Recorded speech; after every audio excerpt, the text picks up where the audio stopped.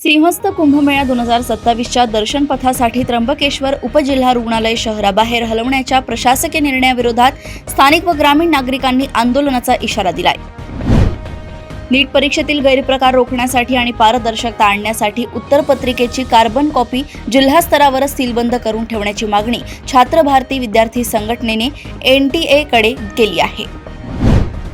नाशिकमधील बंडखोरीचे पडसाद जळगावात उमटले असून शिवसेना शिंदे गटाच्या रेश्मा काळे यांनी भाजप उमेदवार नंदकिशोर महाजन यांच्या विरोधात अर्ज मागे न घेतल्याने मंत्री गिरीश महाजन यांची मोठी कोंडी झाली आहे।